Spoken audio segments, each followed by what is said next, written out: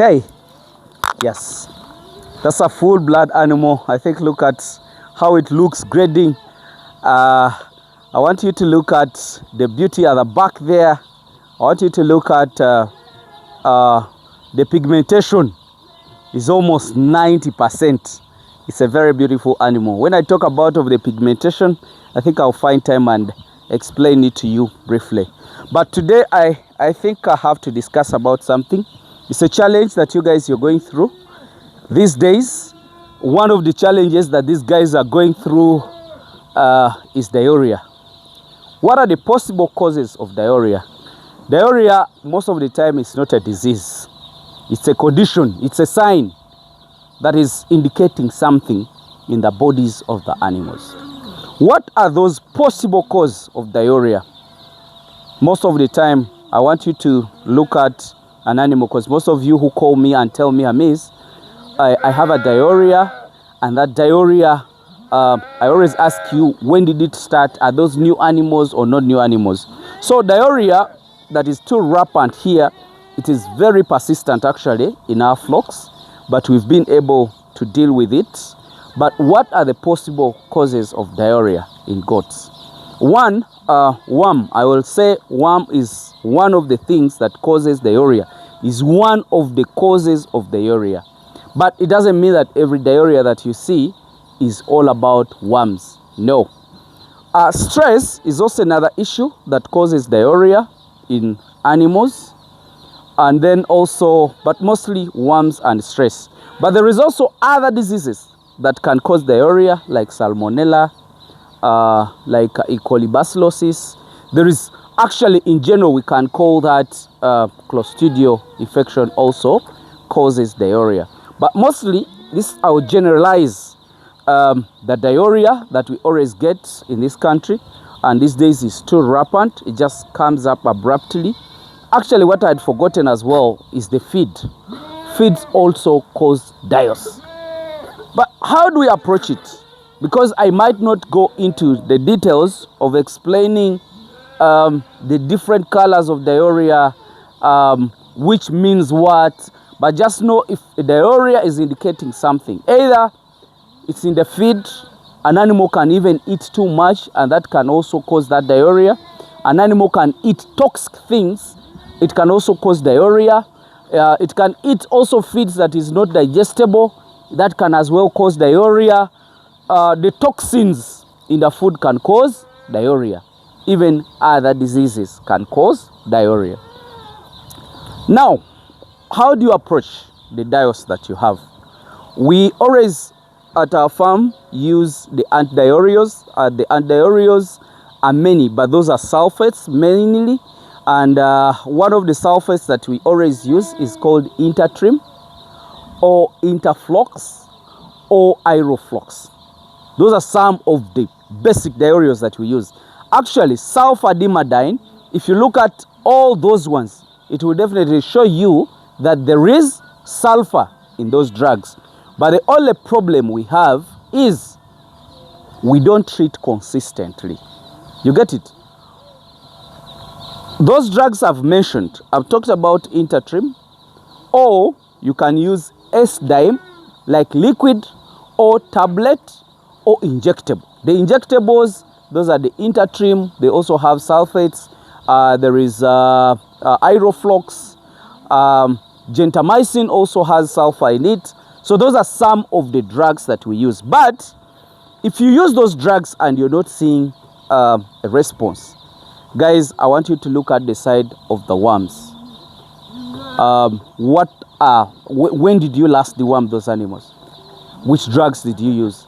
If you used it and there was no response, you can be forced to turn to another or tune to another drug. But basically, I want you to look around on these things. Look at the feeds. What are you feeding those animals that might possibly cause the diarrhea? If you look at it and you rule out that these animals have been feeding on this and they have not been getting diarrhea, so don't say that the feed has caused diarrhea when they have not changed the feeds, and the feed they have been using it for quite some time. Look at the drugs. Which drugs? Okay, if you're dewormed, which dewormer did you use, and how long have you dewormed it. Rule that out. Then look at other conditions. Is it viral? Is it bacterial? Is it a protozoa cause? Then apply those drugs that can crush all that. The drugs that can clear the Clostridios. You go to Intertrim or use Aeroflox or Interflox.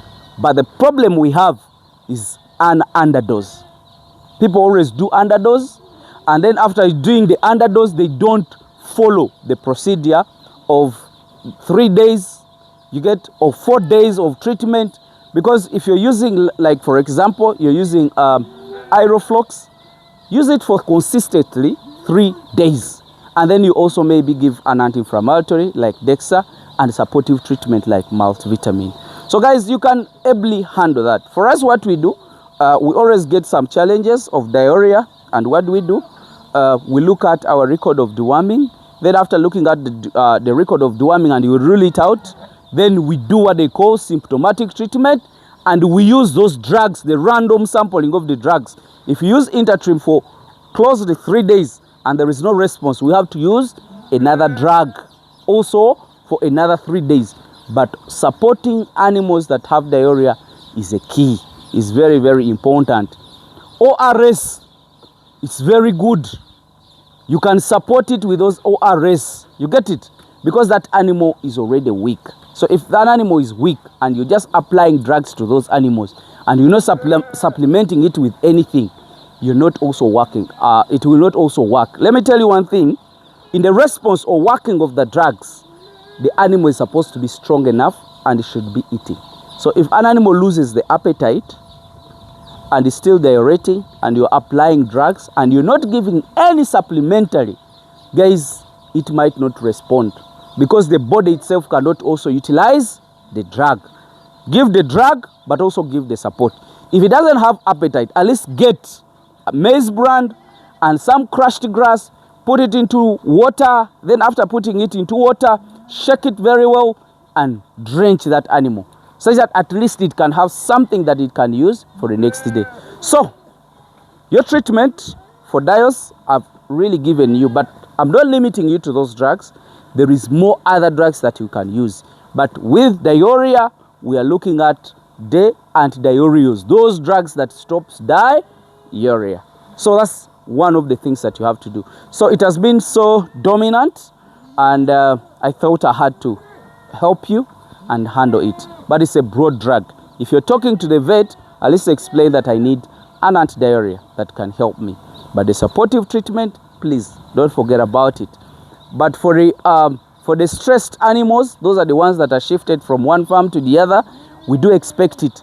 So what do we do first is looking at those antidiarrheals because of the stress, the shipping fever, which can cause diarrhea, which can cause cough, which can cause a lot of things that can come in the shipping. Or maybe let me repeat this. When you shift an animal from one farm to the other, expect diarrhea, first of all. Expect keratoconjunctivitis. Second, those are the eye infection. Expect nasal discharge. It is supposed to be there most of the time. Expect loss of appetite. If it is pregnant, expect miscarriages. You get it?